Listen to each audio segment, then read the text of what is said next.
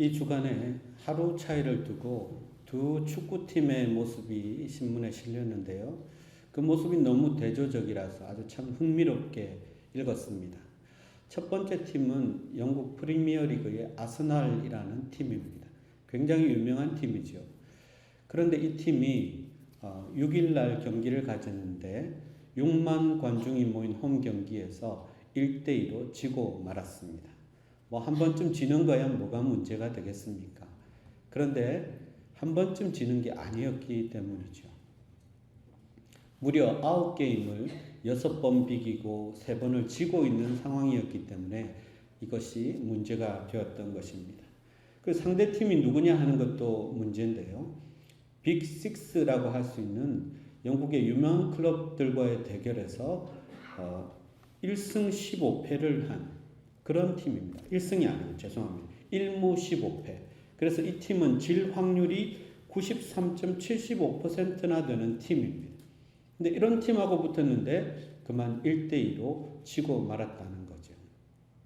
더 문제가 된 것은 이 장면을 기록한 기자의 글에 따르면 아스널은 힘도 투지도 열정도 아무것도 없었다는 것입니다.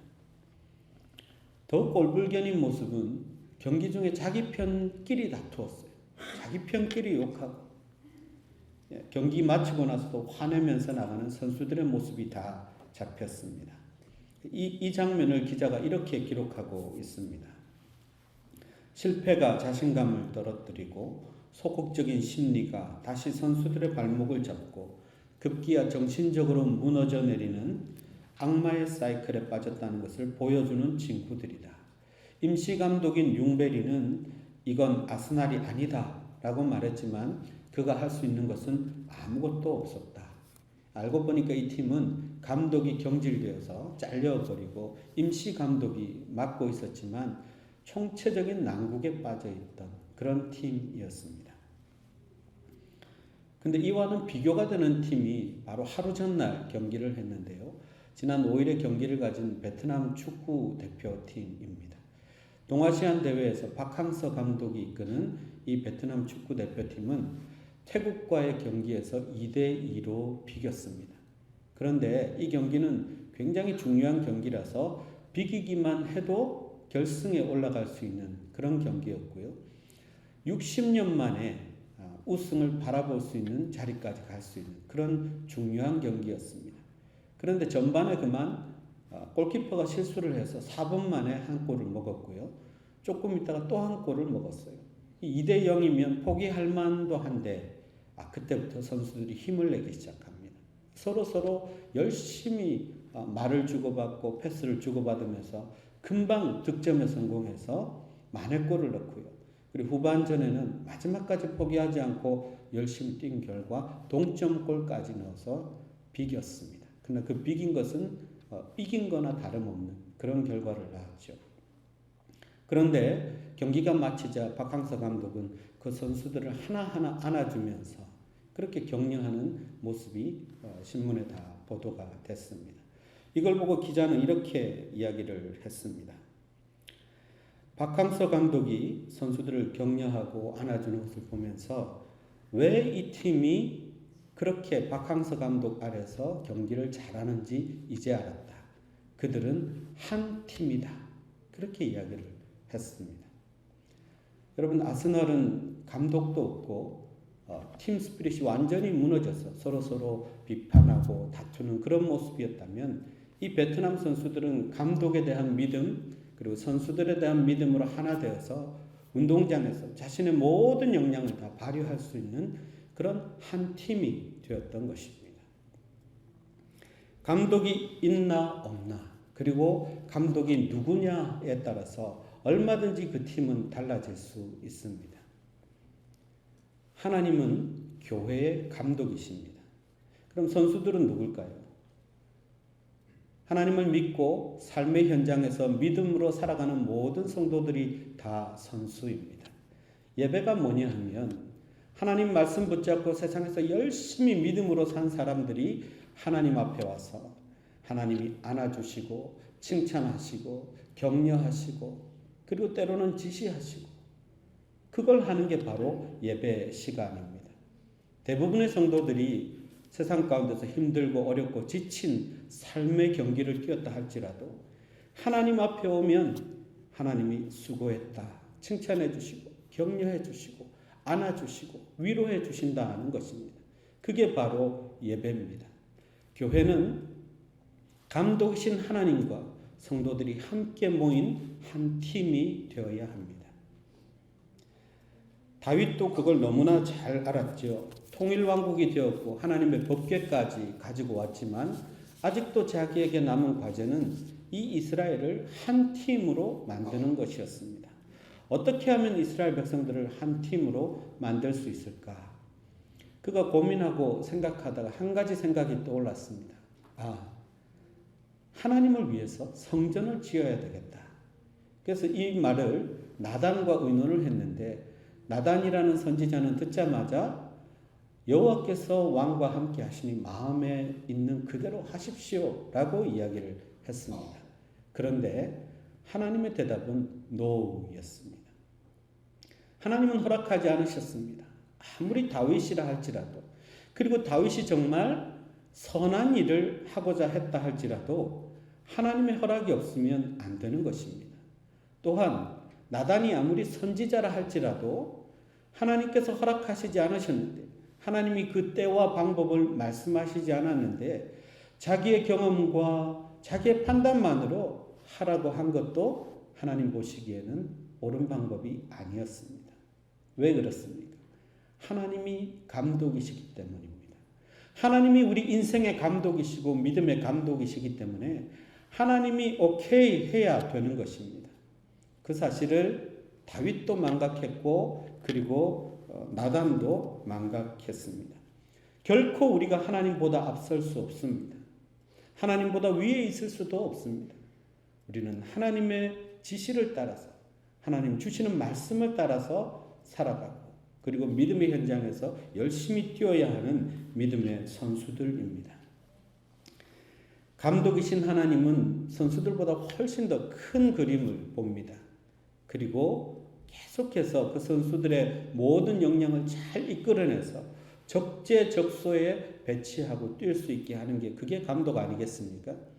하나님 그래서 우리를 직분도 주시고 교회 봉사도 하게 하시고 자기에게 꼭 맞는 교회에 다닐 수 있도록 하시고 이 모든 일을 하나님이 하신다는 것입니다. 오늘 본문을 통해서 감독이신 하나님은 어떤 분인지를 우리가 좀 더 구체적으로 살펴볼 텐데요. 두 가지 질문으로 시작하려고 합니다. 첫째는 다윗은 왜 하나님께 성전을 지어드리려고 했을까? 그리고 하나님은 왜 이것을 거절하셨을까라는 질문입니다. 하나님께 집을 지어드리고 싶다. 뭐가 나쁜 생각이겠습니까? 선하고 옳고 참 기특한 생각이지요. 다윗이 편안할 때 그 생각을 했다는 것은 해이해지지 않고 하나님께 대한 감사의 마음을 유지했다는 것입니다. 누가 봐도 괜찮은 것 같습니다. 그럼 다윗은 왜 하나님께 이걸 지어드리려고 했을까? 첫째는 나는 백향목궁에 거하는데 하나님은 저 임시 천막 같은 곳에 거하고 있다. 회막에 거하고 있다. 이건 무슨 말이냐면 화려한 자신의 삶에 비해서 하나님이 너무 홀대를 받고 있다고 생각하는 송구스러운 마음이 그에게 있었습니다. 그건 당연하겠죠. 그래서 이런 마음에서 먼저 그는 하나님께 성전을 지어드리려고 한 것입니다. 두 번째 이유는 정치적인 판단 때문이었습니다. 아무리 예루살렘으로 수도를 옮기고 백성들이 모이고 했어도 성소가 지방에 다 있습니다. 그리고 실로와 기브온에는 성전이 있었던 것으로 알려지고 있습니다. 그럼 명절 때만 되면 사람들이 어디를 가느냐? 결국은 자기 집 가까운 곳 성소나 성전을 찾는다는 얘기죠.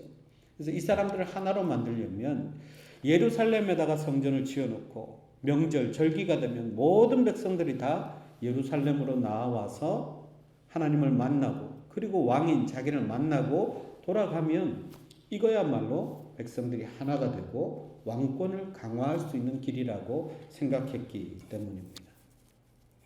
그러나 이런저런 이유가 있겠지만 다윗이 가장 하나님의 성전을 짓고 싶었던 이유 중에 하나는 시편 84편에서 기록된 그의 마음입니다. 세상에서의 첫날보다 하나님의 궁정에서의 하루가 낫다고 그는 이야기합니다. 악인의 장막보다 하나님 전에 문지기로 살겠다고, 그게 훨씬 더 좋다고 이야기합니다. 다윗은 하나님의 임재를 강력하게 사모하던 사람입니다. 하나님의 전을 사모하던 사람입니다. 그래서 짓고 싶었던 것입니다. 가끔 제 아이들이 저한테 그런 얘기를 할 때가 있습니다. 아빠, 제가 나중에 멋진 집을 사드릴게요. 그러면 저는 기쁜 마음으로 그렇게 얘기하죠. 그래, 날씨도 좋고 경치도 좋은 곳에 하나 사줄래? 그리고 기왕이면 차도 하나 끼워서 같이 줄래? 그렇게 이야기합니다. 마음속으로 드는 생각은 뭐냐면, 그래도 말이라도 그렇게 해주니까 얼마나 고맙고 기특한지 모르죠. 커가면서 짝을 만나고 가정을 이루면 자기 짝과 가정 돌보느라고 바쁠 텐데 이루지 못할 약속이라도 그렇게 말해주는 게 어딥니까? 그죠? 아이들이 참 기쁘고 고맙습니다. 하나님께도 다윗이 성전 지어주겠다는데 그게 마음에 그렇게 불편하실 리가 없어요. 근데 왜 하나님은 이것을 거절하셨을까요? 먼저 하나님께서 나단 선지자를 통해서 하신 말씀 가운데 그 해답이 있습니다. 네가 나를 위하여 살 집 건축하겠느냐? 네가, 이 말은 네가 여기에 초점이 있습니다. 하나님의 집을 건축하는 것은 사람이 아니고 하나님이 하시는 일이에요. 하나님은 본인이 거하실 곳도 머무실 곳도 하나님이 정하십니다. 하나님이 어디에 구속받는 분이 아니에요. 그런데 네가, 이 말은 그 다음에 무슨 말이 따라 나오겠습니까? 네가 뭔데? 이렇게 나오시겠죠. 하나님은 사람에 의해서 제한되고 구속될 그런 분이 아니라는 거예요. 그래서 그 다음부터 17절까지 계속 하나님이 무슨 말씀을 하시냐면 내가 모든 글의 주어가 내가로 되어 있습니다. 내가 너희 백성을 애굽에서 빼왔고 내가 장막이든 회막이든 너희들이 있는 어느 곳에서나 함께했고 내가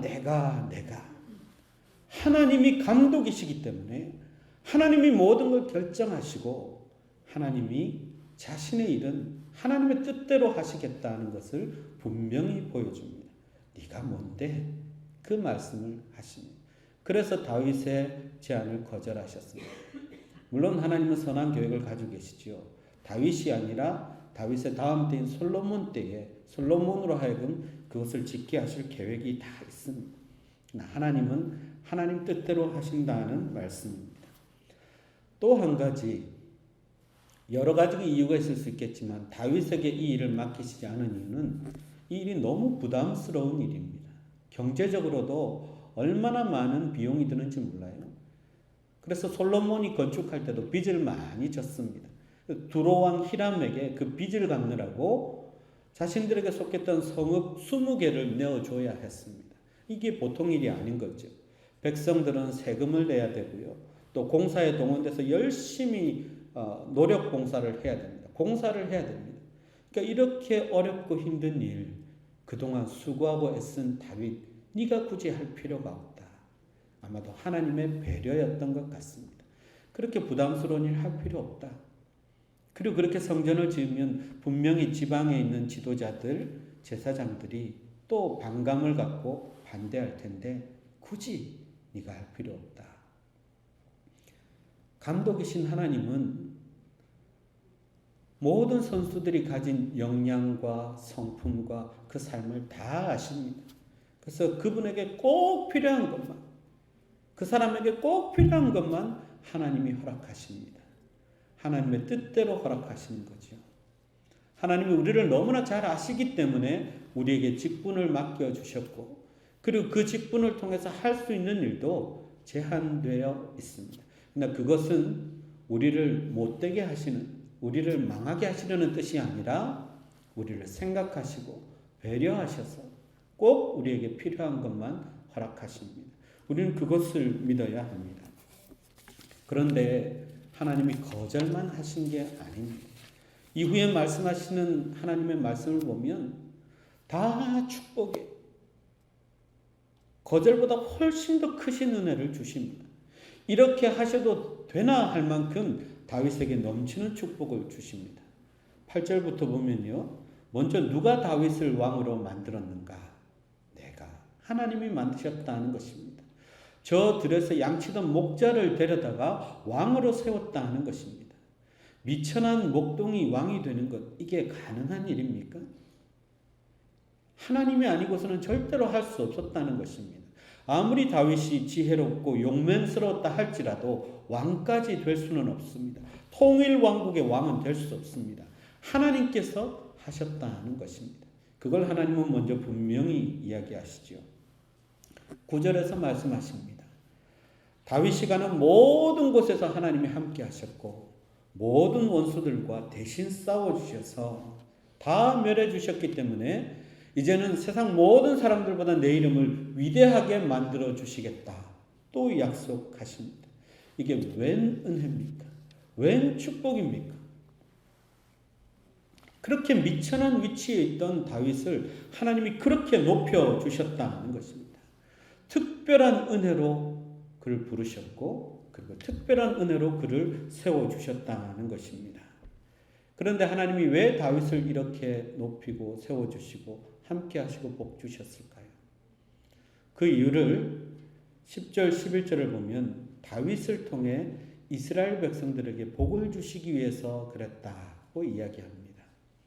하나님이 하시는 방법은 하나님의 복을 받은 지도자를 통해서 거기 속한 모든 백성들이 복을 받게 하신다는 것이죠. 그래서 다윗에게 그런 복을 주셨다는 것입니다. 저는 이 모든 말씀 가운데 임마누엘의 약속, 아까 우리가 찬양한 것처럼 임마누엘의 약속, 그게 너무너무 감격스럽습니다. 다윗이 의심하고 다윗이 걱정하고 다윗이 슬퍼하고 다윗이 두려워했던 그 과거의 모든 순간에 하나님이 함께 하셨다고 그렇게 선포하고 계십니다. 여러분, 그게 임마누엘의 하나님입니다. 우리는 긴가민가 했을지 모릅니다. 우리는 나 혼자라고 생각해서 외롭다고 생각하고 나 혼자라고 생각해서 두려워했을지 모릅니다. 그러나 그 모든 순간에 임마누엘 하나님은 함께 하셨습니다. 그것을 지금 다윗에게 확인해 주고 있습니다. 너무너무 과분한 사랑 같죠? 그런데 더 있습니다. 11절을 보면 마지막 구절에 이렇게 되어 있습니다. 여호와가 너를 위하여 집을 짓고 여호와가 너를 위하여 집을 짓고 했습니다. 다윗이 하나님께 집을 지어드리려고 했는데 그가 아니야. 내가 너를 위하여 집을 지어줄 거야.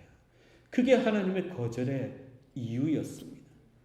하나님이 그렇게 다윗을 사랑하신 것입니다. 근데 다윗에게 어떤 집을 지어주시느냐? 그것은 오늘날 보는 이런 빌딩이 아닙니다. 다윗의 가문을 영원한 왕조로 영원한 하나님의 나라로 영원토록 견고히 서 있는 하나님의 왕국으로 만들어 주시겠다는 약속입니다. 그리고 가까운 약속도 주셨죠. 모든 원수에게서 벗어나 편안하게 하시고 내 몸에서 태어나는 후손에게 나라를 주고 그 나라를 매우 견고하게 세워주고 그가 나를 위해 집을 건축할 것이고 이건 누굽니까? 솔로몬 얘기를 하시는 거고요. 나는 하나님은 그의 나라를 영원토록 견고하게 하리라. 심지어 나는 그에게 아버지가 되어주고 그는 내 아들이 되리니 그가 만일 범죄하면 내가 자녀를 훈계하듯이 혼을 내어서라도 바른 길로 가게 할 것이지만 사울의 집안에서 은총을 빼앗은 것처럼 내 아들 때에 그렇게 하지는 않을 것이다. 너의 집과 너의 나라가 내 앞에서 영원히 보존되고 내 왕위는 영원히 견고하리라. 놀라운 약속입니다. 하나님이 다윗과 맺으신 이 약속, 이 언약은요, 하나님이 그냥 일방적으로 하시는 것입니다. 다윗이 뭘 잘해서가 아니에요. 예쁜 마음 먹어서가 아니에요. 기도 열심히 해서가 아닙니다. 봉사 열심히 해서가 아닙니다. 하나님이 일방적으로 다윗을 택하셔서 그에게 복주리라고 약속하시고 작정하시고 그를 부르셨기 때문에 이제 이 약속도 거저 주시는 것입니다. 거저 부르셨고 거저 왕으로 세우셨고 그리고 이미 예정된 축복을 그냥 막 쏟아 부어 주시는 것입니다. 역사적으로 그 아들 때 솔로몬 때에 하나님은 나라를 찢지 않으셨습니다. 이 약속 때문입니다. 그리고 솔로몬 이후에 나라가 분열되게 하셨죠. 이스라엘 백성들의 범죄 때문에. 그러나 하나님의 나라는 영원히 지금까지 이어져 왔습니다. 신약 성경 마태복음 1장 1절이 어떻게 시작합니까? 아브라함과 다윗의 자손 예수 그리스도의 세계라. 다윗을 통해서 예수 그리스도가 오게 하시고 영원한 나라를 세우셨습니다. 여러분, 이걸 과연 다윗이 상상이나 했을까요? 예상할 수 있는 복의 크기입니까? 그렇지 않습니다. 생각지도 못한 큰 복을 하나님은 다윗에게 허락하셨습니다. 그런데 이 복은 다윗만을 위한 것입니까? 아니요. 바로 하나님께 거저 부름받고 거저 구원받아서 하나님의 사랑을 거저 누리고 있는 우리 모두에게 주시는 하나님의 약속이고 하나님의 축복입니다. 그래서 이걸 우리는 한 단어로 설명할 수 있습니다. 이유가 없지요. 조건이 없지요. 그래서 이것을 우리는 은혜라고 얘기합니다. 하나님이 다윗을 복주신 것은 이유가 없습니다. 은혜 때문입니다. 은혜는 거저 주시기로 약속한 것이기 때문에 하나님이 우리를 부르신 이유는 무엇입니까? 은혜 때문입니다. 왜 우리에게 지금 이 복을 알게 하시고 지금 이 복이 내 복이라고 아멘하며 화답하게 하십니까? 하나님의 은혜 때문입니다. 하나님의 은혜가 우리에게 주어진 것입니다. 그리스도인이라면 자기가 부름받은 것을 알고 하나님께 선택받은 사람인 것을 분명히 아는 사람이라면 이 복이 내 복이라고 이야기할 것입니다. 이 은혜가 나를 위한 은혜라고 이야기할 것입니다. 다윗의 하나님이 나의 하나님이라고 그렇게 고백할 것입니다. 다윗의 하나님, 나의 하나님이십니다. 우리가 언젠가는 하나님이 나와 함께 하나 안 하나 긴가민가 할 때도 있습니다. 고통과 어려움이 닥치면 은혜를 생각하기보다 불평, 불만이 먼저 떠오를 때도 있습니다. 그러나 오늘 하나님은 그 순간에도 내가 너와 함께 했다. 그 순간도 은혜의 시간이었다고 우리에게 말씀하시는 것입니다. 한 단어에 담겨 있습니다. 무슨 말입니까? 너를 위해. 다윗을 위해. 여러분을 위해. 너를 위해 이 복을 준비했고 이 복을 지금 선포하고 이 복을 아멘으로 받게 하신다는 것입니다. 여러분, 여기 너를 위해는 바로 여러분의 이름이 들어가 할 자리입니다. 우영주를 위해, 여러분을 위해 하나님은 이 복을 준비하신 것입니다. 걱정할 게 뭐가 있겠습니까? 다윗이 품었던 성전 건축의 꿈은 좌절되었습니다. 그러나 그걸로 끝이었습니까? 말로 다 할 수 없는 하나님의 축복이 자기에게 주어지는 것을 느꼈습니다. 그러니 여러분, 기도하다가 좌절하셨습니까? 생각했던 일이 뜻대로 안 되어서 절망하셨습니까? 그러나 그 다음에 하나님의 축복이 있는 것을 잊지 말아야 합니다. 우리의 감독이신 하나님께서 우리에게 꼭 필요한 것을 그때그때 우리에게 주십니다. 우리를 그렇게 하려고 부르셨기 때문입니다. 복받은 존재로 우리를 세우셨기 때문입니다. 걱정은 감독이신 하나님께 맡기고 우리는 그저 하나님께 순종하고 열심히 믿음으로 살면 되는 것입니다. 설교 잘하기로 아주 유명한 커싱 목사님이란 분이 계셨습니다. 근데 이 목사님이 갑자기 성대, 이 목소리가 나빠지기 시작하더니 마침내 잠겨서 더 이상 목소리를 낼 수 없는 상태가 되고 말았습니다. 굉장히 절망적이었죠. 목사님뿐만 아니라 목사님을 믿고 따르며 설교를 듣던 성도들도 청천벽력 같은 상황에 부딪힌 거죠. 목사에게 설교할 수 없다면 그것만큼 고통스러운 일이 어디 있겠습니까? 그는 잠시 절망의 시간을 보낸 후에 내가 언제까지 이렇게 살아야 하나 라고 생각하면서 하나님 앞에 무릎 꿇기 시작했습니다. 그리고 하나님께 기도하고 나오지 않는 소리지만 속으로 하나님께 찬양하고 하나님을 높여드리는데 그때부터 주님의 위로가 자기에게 오는 것을 느꼈습니다. 주님이 그렇게 자기를 위로하시는 것, 특별한 은혜가 자기에게 임하는 것을 보고 그는 마음속에 우러나오는 모든 글들을 담아서 시를 쓰기 시작했습니다. 아름다운 시를 썼죠. 하나님 앞에 드리는 찬양시를 쓰게 된 것입니다. 어느 날 이런 시를 썼습니다. 주 날개 밑 내가 편안히 쉬네. 밤 깊고 비바람 불어쳐도 아버지께서 날 지키시리니 거기서 편안히 쉬리로다. 주 날개 밑 즐거워라. 그 사랑 끊을 자는요. 주 날개 밑 내 쉬는 영혼 영원히 거기서 살리. 주 날개 밑 즐거워라. 그 사랑 끊을 자는요. 주 날개 밑 내 쉬는 영혼 영원히 거기서 살리.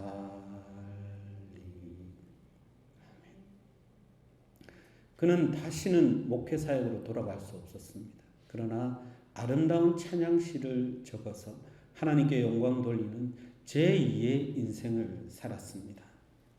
그는 주님의 날개 그늘 아래서 쉼을 얻고 힘을 얻고 치유를 받았고 남은 인생을 하나님께 새롭게 드리는 비전도 발견했습니다. 여러분, 하나님이 우리의 감독이시니까 때로는 열심히 뛰고 있는데 벤치로 들어와서 쉬라고 하실 수도 있습니다. 그동안 하지 않았던 다른 일을 맡기시면서 이 일을 열심히 해보라고 우리를 어색한 포지션에 갖다 놓을 수도 있습니다. 심지어는 팀을 옮기게 하실 수도 있습니다. 그러나 감독이신 하나님은 우리를 가장 잘 아시는 분입니다. 가장 좋은 때에 가장 좋은 것을 주시기 위해서 그렇게 하시는 것입니다. 그래서 우리는 감독이신 하나님을 믿고 그분의 지시와 말씀을 따라서 순종하면 되는 것입니다. 이미 하나님이 우리를 부르셨을 때 우리에게 주실 축복을 준비하셨습니다. 영원한 축복, 생각지도 못한 큰 축복을 준비하셨습니다. 그것을 우리에게 주시겠다는 것입니다. 오늘도 감독이신 하나님을 믿고 여러분의 삶의 현장으로 다시 나아가십시오. 그리고 열심히 뛰십시오. 감독이신 하나님께 얼굴 한 번 더 보이고 믿음으로 사는 모습으로 감독이신 하나님을 기쁘시게 하면 하나님 더 큰 상을 주시리라고 믿습니다. 기도하겠습니다. 내가 너와 함께 하리라. 내가 너의 이름을 높여주리라. 너를 위하여 영원한 집을 지어주리라. 우리를 복주시고자 부르신 하나님, 우리의 감독이신 하나님을 믿고 오직 말씀을 따르며 믿음의 현장에서 열심히 뛰게 하시되 우리를 위해 좋은 것을 아끼지 않으시는 하나님을 믿고 신뢰하는 성도들 되게 하여 주옵소서. 믿음의 경주를 통하여 하나님의 영광을 드러내는 복된 성도들 다 되게 하여 주옵소서. 예수님의 이름으로 기도하옵나이다.